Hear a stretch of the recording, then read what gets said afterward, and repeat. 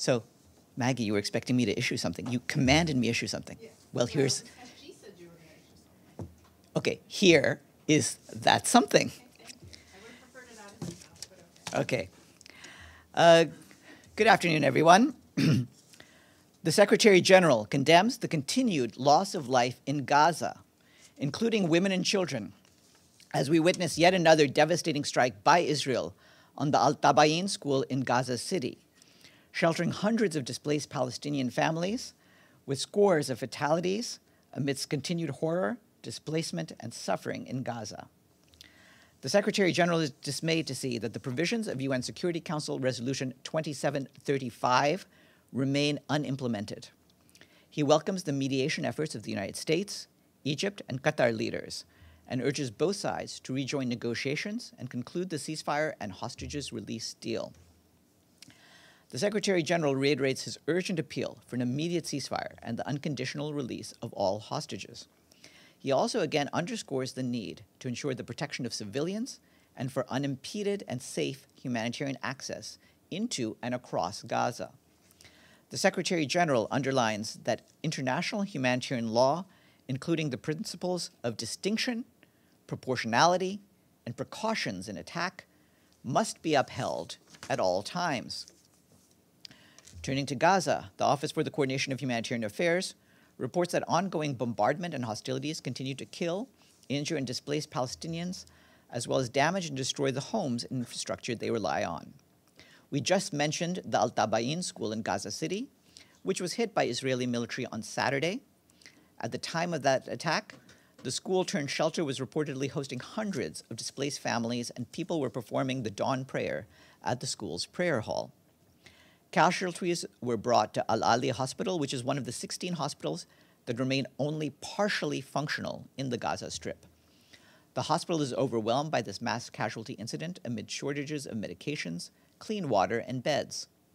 Humanitarian partners on the ground helped families who returned to the school, including drinking water, food parcels, hot meals, hygiene kits, and clothing. They also provided psychological first aid and psychosocial support activities for children and their parents.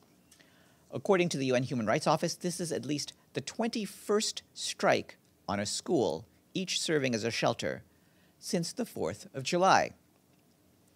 These strikes have resulted in at least 274 fatalities, including women and children.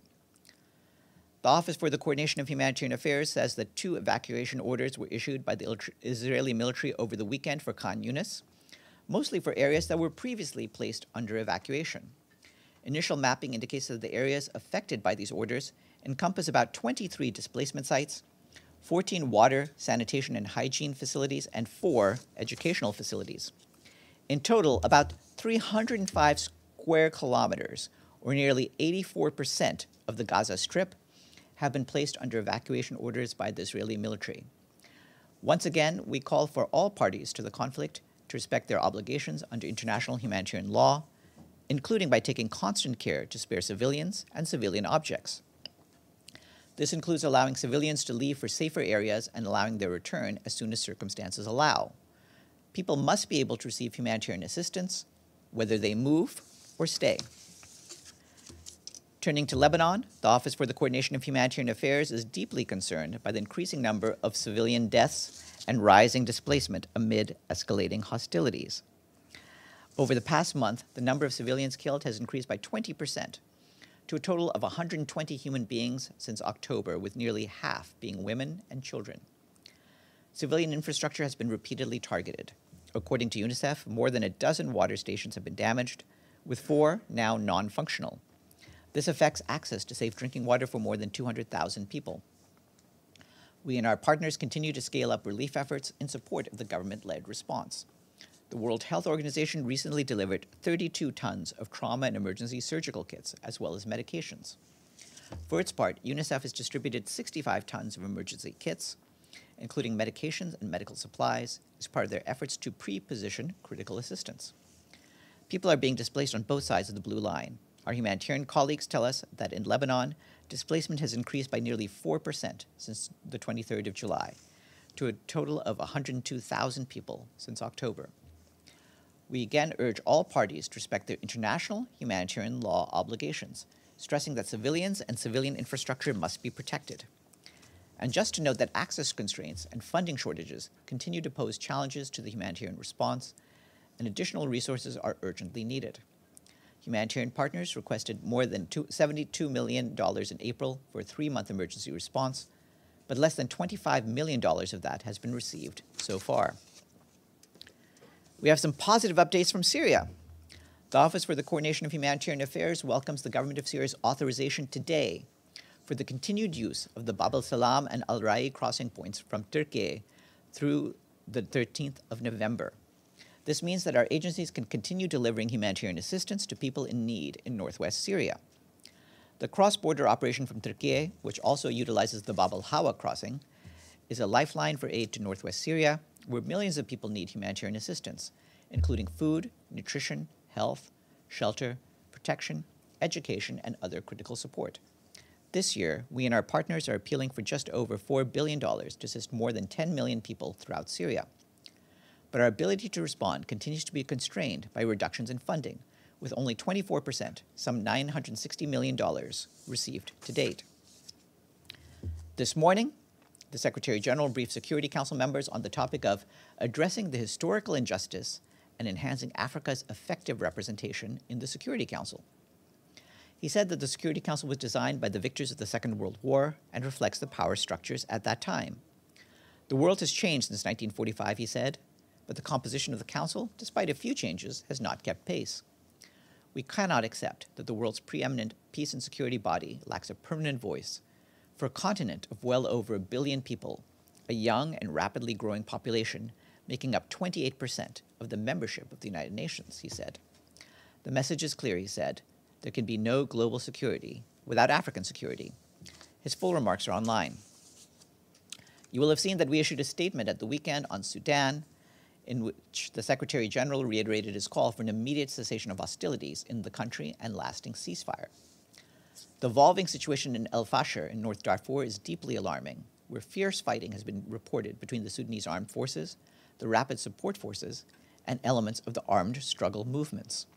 These clashes have devastating consequences for the civilian population. The Secretary General urged the parties to return to political dialogue as the only path to negotiated settlement. The United Nations support mission in Libya, UNSMIL, over the weekend condemned the armed clashes that had erupted in Tajura and the subsequent military buildup inside and around Tripoli. The mission is disturbed by reports indicating the tragic loss of life, injury to civilians, and displacement of several families. The mission deplores the use of heavy projectiles and rockets by the fighting groups in densely populated areas and reminds all parties of their obligation to protect civilians at all times. UNSMIL welcomes the de-escalation efforts and agreement to cease the hostilities and urges all parties to adhere to it.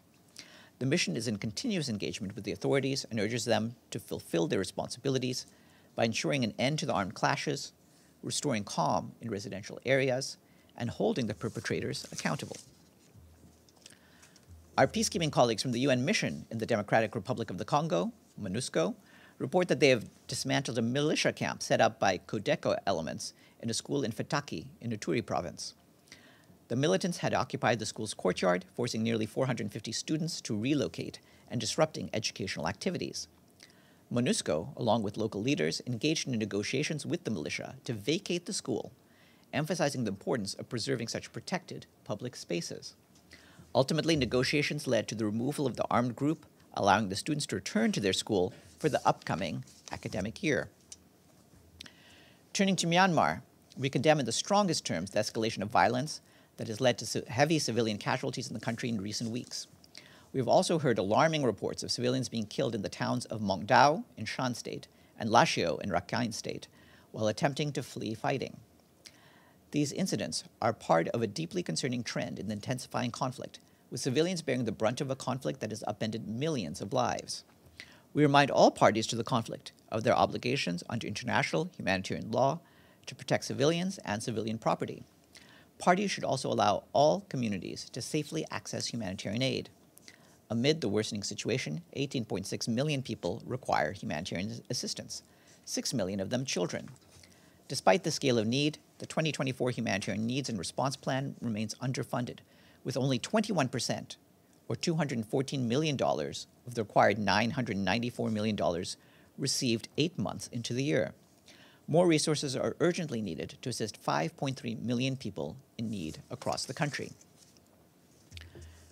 Turning to Ukraine, the Office for the Coordination of Humanitarian Affairs tells us that hostilities continue in the frontline regions, with the focus shifting from the Kharkiv to the Donetsk region. Our humanitarian colleagues say that aid workers continue to support people fleeing hostilities and help residents affected by deadly attacks. In the Donetsk region, aid workers provided emergency support to residents affected by recent strikes. They delivered water, hygiene items, and repair materials to cover the damaged homes and transported families with children to collective sites in the safer areas of Ukraine. Today is International Youth Day, which celebrates the power and potential of young people. In his message for the day, the Secretary General says that this year's focus is on the pivotal role of youth in harnessing technology to advance sustainable development. And according to a new International Labour Organization report, the global labor market outlook for young people has improved in the last 4 years. But for the youth who do work, the report notes that the lack of progress in gaining decent jobs. Globally, more than half of young workers are in informal employment. There's more information online. And tomorrow, my guest will be Alison Davidian, UN Women's Head of the Afghanistan Country Office, and she will join us from Kabul to discuss UN Women's Afghanistan Gender Country Profile 2024. Are there any questions for me? Yes, please. Thank you. Welcome back. No, hold on. Wait for the light to go on. Okay. Yeah, he can hear me, right? Yeah, I can hear you. Okay, excellent. I have a very simple question. Does the Secretary General unequivocally and in no uncertain term condemn the bombing of Al-Taba'een school? You may have missed what I said at the very start of the briefing, but what I said is the following. The Secretary General condemns the continued loss of life in Gaza, including women and children, as we witness yet another devastating strike by Israel on the Al-Taba'een school in Gaza City, sheltering hundreds of displaced Palestinian families, with scores of fatalities, amidst continued horror, displacement, and suffering in Gaza. Okay, so he does, in no uncertain terms, condemn the bombing of Al-Taba'een school. That and indeed among that among other recent attacks that have caused civilian casualties. Yes. Thank you. Yes, Maggie. Farhan, you said in the other notes that this was at least the 21st strike on a school in just over a month. Mm-hmm. Also, there are a lot of pictures now, satellite photos of Gaza, how it's completely decimated. Is the Secretary General concerned that a genocide is unfolding in Gaza? Well, a genocide is, as we've said many times on this case, a legal and judicial ruling that is made by the appropriate courts. What we are underscoring and what we are providing to the world and to interested parties is the evidence of what is happening on the ground. I just pointed out that evacuation orders have affected something along the lines of 82% of the territory of Gaza. Last week, the UN Satellite Center, UNOSAT, said that over 60% of the buildings in Gaza have been damaged or destroyed. These are alarming figures for any conflict anywhere, and the question is, how are we going to make this stop?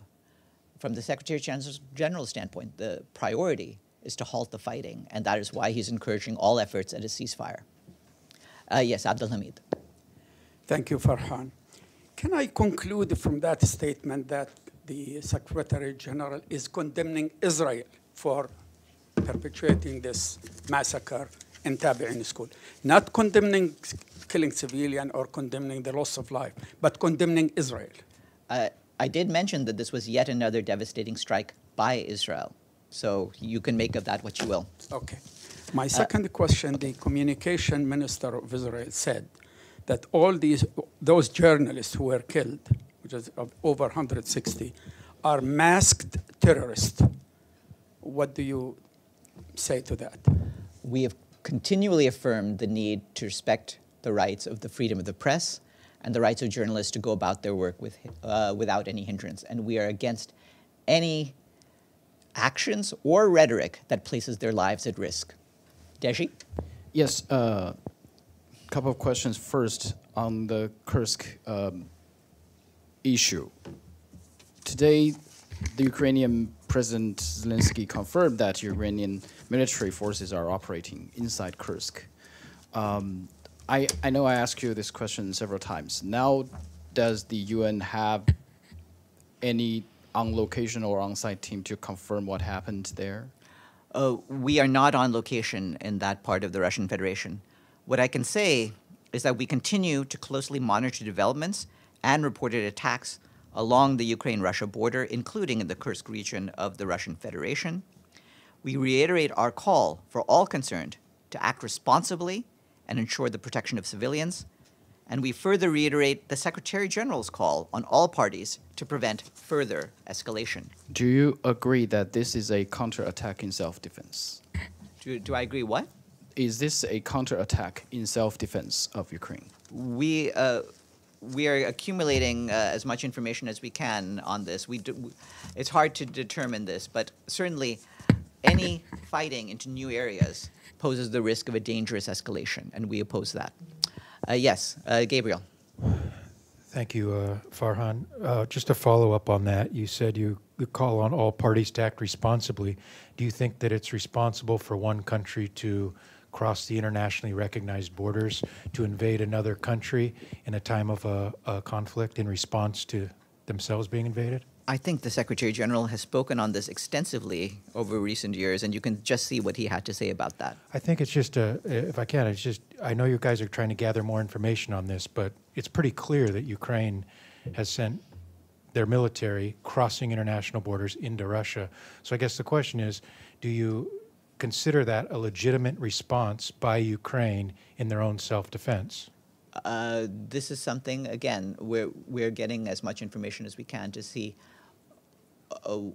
both what this action is and how it is being justified. Maggie. Farhan, any updates on who the Secretary General has been calling over the last few days? Has he spoken to anyone in Iran, for instance, to try and calm things down in the Middle East? He's been speaking extensively with a number of people, but I don't have, I'm not at liberty to talk about the various discussions, but certainly he is pushing all of his interlocutors for there to be a de-escalation throughout the region. And just one more on Myanmar, on this recent violence. What is the Special Envoy Julie Bishop doing? We haven't heard anything from her at all. Well, she started with her work as she's going to different countries to coordinate efforts, but we'll try to have her provide you with updates on her work as she goes back into the region itself. Mr. Leblu? Thank you, Farhan. I have three on Bangladesh issue. In the context of institutional reforms, does any speculations of United Nations that how long the interim government of Bangladesh will remain in place to deliver justice, create a functional economy and democracy, and establish the rule of law and transparent and accountable government? We are in touch with the current transitional body, and we hope that there will be continue to be an open, inclusive process of government formation, and that there can be a quick timetable for the restoration of democratic rule. I have another. 3 journalists were killed and many injured during the student movement. Even after Sheikh Hasina, former Prime Minister of Bangladesh, left Bangladesh on August 5, the media and many journalists were attacked. The rooms of the President and Secretary of the National Press Club in Dhaka have been ransacked. In view of this situation, the United Nations have any comments or statements? Yes, we're against all attacks on journalists for anywhere, for any reason, and we are alarmed at the reports of attacks that have taken place. Thank you. And Dennis? Do you have any statement from UNSG on attack on Zaporizhzhia nuclear power plant? I believe that the International Atomic Energy Agency has been dealing with the issue. What I can tell you about that is that in their statement, the Director General of the IAEA, Rafael Grossi, had said that a team of experts witnessed dark smoke coming from the northwestern area of the plant after hearing multiple explosions throughout the evening. The team was informed that an alleged drone attack on one of the plant's cooling towers took place yesterday. Mr. Grossi said that there's no impact on nuclear safety, but in order to ascertain the extent and possible cause of this event, the IAEA support and assistance mission to Zaporizhzhia is requesting immediate access to the cooling tower to assess damage. Yes, Volodymyr. Thank you, Farhan.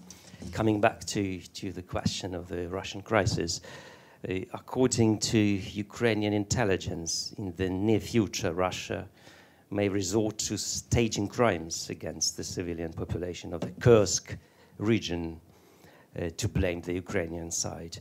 In other words, as it happened many times in the history of the Putin regime, it can kill its own population in an attempt to consolidate its power. What would you say to the Russian authorities to warn them against such actions? I'm not going to indulge in any speculation. What I am saying is that, as I've just mentioned, we want all parties to avoid any further escalation. Yes, Gabriel. Thank you, Farhan, for the second question. Just going back to Gaza, as you know, the Security Council has another emergency meeting on Tuesday to discuss what happened over the weekend. This has been multiple emergency meetings. The Council has held multiple resolutions. From the Secretary General's standpoint, what can he do from his position of power to try to get the actions by the Security Council to be implemented? Well, he is calling for a ceasefire, for the release of all hostages, and for unimpeded humanitarian access, and he will continue to do that, including with the members of the Security Council. Abdelhamid and then Deji. Thank you, Farhan. Again, to the massacre of Al-Taba'een school. Tor Winsland, who has been absent for a long time, we didn't hear from him, he issued a very mild statement about the massacre. Does that represent the UN Secretary General's position? About the statement? Abdelhamid, I just read at the top of this briefing a statement, a note to correspondence about this attack, and that represents the views of the Secretary General on this. So it's not the statement of Winsland? It's the statement I just read at the start of this briefing. Thank you. Deji. Sorry, Farhan. I still have several questions on the Secretary General's message to Hiroshima, to the Hiroshima and the Nagasaki Peace Memorial. The UN is proud to stand with the people and to keep alive the memories of what happened and the lessons humanity must learn. Can you tell us what exactly happened in Hiroshima and Nagasaki and what lesson we have learned? You know what happened there. The nuclear weapons were dropped on Hiroshima and Nagasaki. Then what lessons? And the lessons, we've had many, many statements on this, and I would refer you to what we've been saying over the years. Which is? This is all ultimately about the dangers and the destructive property of nuclear weapons. One of the things that has to happen is we want to see a world that is ultimately denuclearized, but at least one in which nuclear powers are under constraints so that nuclear weapons will never be used again. But there must be a reason that the United States actually dropped the nuclear bomb there. What is that reason? You can look at the history books as well as I can. Yeah. You know what the Second World War was like. The Second World War, as you know, precedes the founding of the United Nations, so I'm not going to go into a whole exegesis about what World War II was about. I know that there have been debates about whether or not the use of nuclear weapons hastened the end of the war or did not hasten the end of the war. What is incontrovertibly true is it caused a huge amount of death, of destruction, and of damaged lives, including the lives of the Hibaksha, who had to live with the consequences of nuclear war for their entire lives. According to Britannica, according to some estimates, no. China suffered for... No, Deji, let me cut you off right there. Yeah. We're not going in to an analysis of World War II. Saeed? Yes, not to relitigate history on this issue, but do you think it was inappropriate for the United States and Britain not to attend the ceremonies just to placate the State of Israel because it was not invited? I understand it's a sovereign decision, but in your view, in the view of the United Nations, was it inappropriate for the country that actually dropped the bomb not to attend the ceremony? I don't have any comment on decisions that are made bilaterally by countries, though that is the right of different countries. The UN was present through our High Representative for Disarmament, Izumi Nakamitsu. Yes, please. Thank you, Sinan. Farhan. I wonder if you have a new update about Deir ez-Zor. As you know, last week you said the OCHA works got affected because of the latest clashes. So I wonder if OCHA can carry on their work there. We'll try to get an update from OCHA about what's happening in Deir ez-Zor. All right. Good afternoon, everyone. Farhan. What? Farhan. I was waiting. Guys, I look at my phone. I was waiting. No. I have a question. Let me just tell you this. I have a If you want question. to be called on, raise your hand early on so I can see it in my phone. If I can't see it in my raised it phone. several times, Farhan. Could you please? All right. What's your question, Joe? I have a question. Yeah.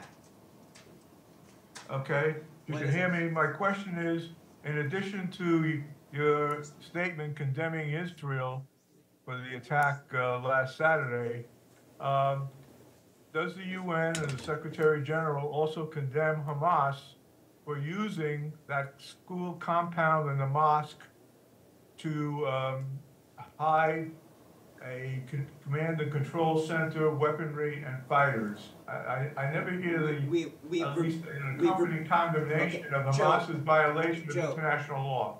Joe, we've repeatedly said that Hamas should not use any UN facilities for its purposes. It's not clear whether they did so in this case. Good afternoon, everyone.